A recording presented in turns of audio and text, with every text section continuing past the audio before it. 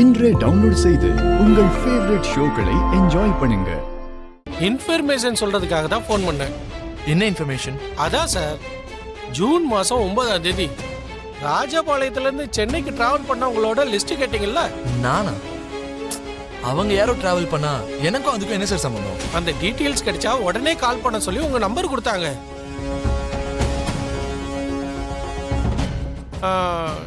ஏதோ பூமின்னு ஒரு பொண்ணு கொடுத்தாங்க. பூமியா? ஓஹோ, என் ஃபோன் நம்பரை இப்படியெல்லாம் யூஸ் பண்றாளா? அவளை என்ன பண்றேன்னு பாரு.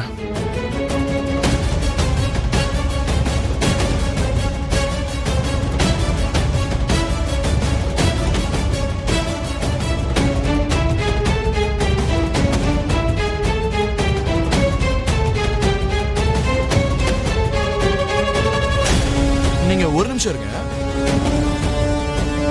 ஏய் தைத்தக்கா, என்ன டிராவல்ஸ்ல எதுக்கு என் நம்பரை கொடுத்துருக்கியா? எந்த டிராவல்ஸ்க்கு? ஓ, எந்த டிராவல்ஸ் கொடுத்துருக்கோனே உனக்கு ஞாபகம் இல்லையோ? அப்ப எத்தனை பேருக்கு என் ஃபோன் நம்பரை கொடுத்துருக்க நீ? நான் யார்கிட்டங்க கொடுத்தேன்? உன் பேரை சொல்லி தானே எனக்கு கால் பண்றாங்க. ராஜபாளையம்ல இருந்து சென்னைக்கு வந்த பேசஞ்சர் லிஸ்ட் தான் கேட்டியாமே. அந்த லிஸ்ட் பத்தியா? ஏய், எதுக்கு இப்படி குதிக்கிற? இது என்ன வீடா இல்லனா வேற ஏதாவது நினைச்சிட்டியா? ஹலோ, நான் பூமி பேசுறேன். சொல்லுங்க மேடம், நீங்க கேட்ட லிஸ்ட் கிடைச்சிருச்சு வித் போட்டோவோட. சீக்கிரம் வாங்க, ஆபீஸ்ல இருக்கு. அப்படியா? நான் உடனே கிளம்பி வந்துடுறேன். உங்களுக்கே தெரியாம நீங்க எனக்கு ரொம்ப பெரிய குட் நியூஸ் சொல்லிருக்கீங்க. Thank you. ஏய் தைத்தக்கா, கொஞ்ச நேரத்துக்கு முன்னாடி எனக்கு லிஸ்ட் வந்துருச்சுன்னு ஃபோன் பண்ணீங்களே. வந்துருச்சே. வந்துருச்சா? சீக்கிரமா கொடுங்களேன். அந்த லிஸ்ட் என்னோட வாழ்க்கையே மொத்தமா புரட்டி போட போகுது. வந்துருச்சுன்னு சொன்னனே தவிர தரேன்னு சொல்லலையே. ஏர்போர்ட் என்ன ஃப்ரெண்டு விடா என்ன? அங்க இருந்து இன்ஃபர்மேஷன் வாங்கணும்னா எவ்வளவு கஷ்டம்னு உனக்கு என்ன தெரியும்? ஐயோ, எனக்காக நீங்க அவ்வளவு கஷ்டப்பட்டிருக்கீங்க. ரொம்ப நன்றிங்க. தேங்க்ஸ் எல்லாம் சொன்னா பத்தாதுமா. பின்ன உனக்கு இந்த லிஸ்ட் வேணும்னா செலவு ஆகும். ஓ, பணம் வேணுமா? சரி.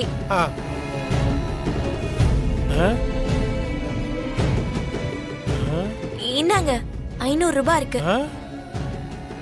என்னது, 500 தானா? இந்த 500 வச்சுக்கிட்டு ஏர்போர்ட்டுக்கு கேப்ல கூட போக முடியாது. அப்போ எவ்வளவு வேணும்? என் உழைப்பு, என் செலவு எல்லாத்தையும் சேர்த்து ஒரு 50,000 ரூபாய் கொடு. இந்த லிஸ்ட கொடுத்துறேன்.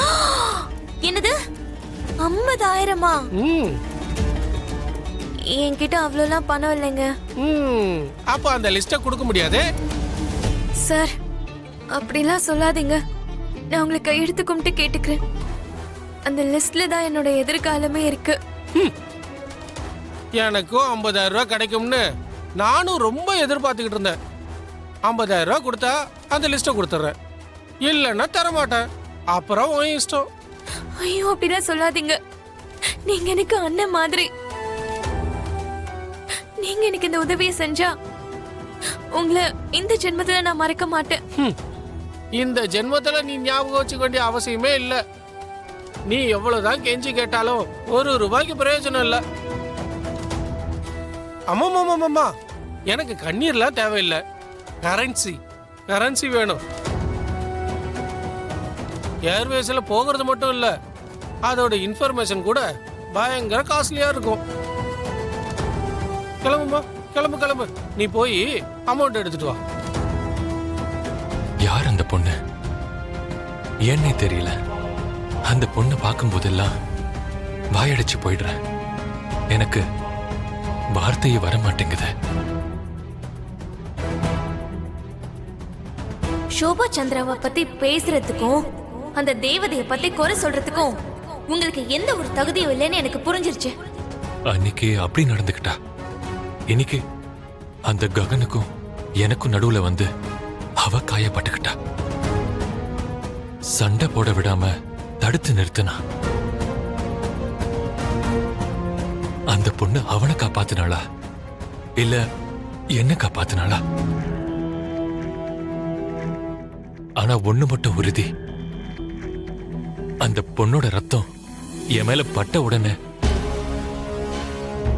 அந்த ரத்தம் எனக்கு ஏதோ சொல்லுச்சு. என்ன மம்மி, ஏன் இவ்வளவு சீரியஸா இருக்கீங்க? எனக்கு பிடிக்காத ஒருத்தைய பத்தி உங்க அப்பா யோசிச்சுட்டு இருக்காரு. யார் அது? நம்ம வீட்டுக்கு வந்து எல்லார் முன்னாடியும் என்னையே எதிர்த்து பேசி என்ன அவமானப்படுத்தினால அவதான். எங்க இருந்து வந்தா மம்மி அவ? வீட்ல உங்ககிட்ட வந்தா, அங்க காலேஜ்ல என்கிட்ட வந்தா, அதோட ககனை ஏதாச்சும் பண்ணலான்னு போனா அப்பா கிட்டயும். இப்படி நம்ம குடும்பத்தையே டார்கெட் பண்ண மாதிரி குறுக்க வந்துகிட்டே இருக்கா. அவ யாரு என்ன ஏதுன்னு தெரியல. ஆனா ஆனா அவளை பார்க்கும் போதெல்லாம் ஏதோ ஒரு டென்ஷன், ஏதோ என்னையே அறியாத ஒரு பயம். வாட்? அவளை பார்த்து நீங்க ஏன் பயப்படுறீங்க மம்மி? நான் எதுக்கு பயப்படணும்?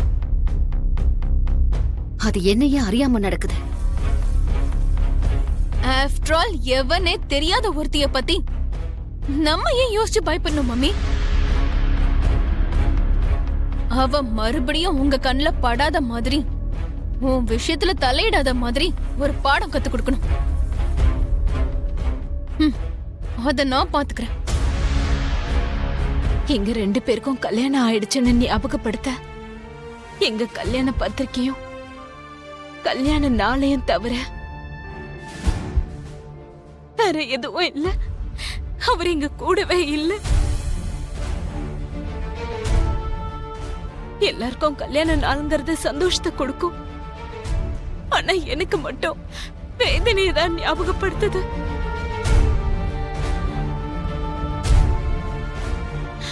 அவர் என் கூட இல்லாம எங்க கல்யாண நாள் 23 வருஷமா கடந்த காலமா மாறிக்கிட்டே போகுது. அவரை நீதான் சந்தோஷமா பாத்துக்கணும் தாயே.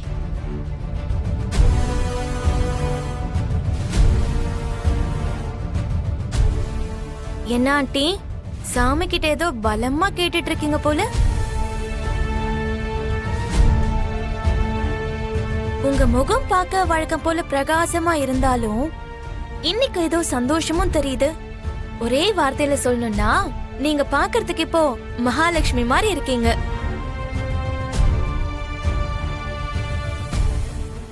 ஆமா, இது என்னது? கல்யாண பத்திரிக்கை மாதிரி தெரியுது.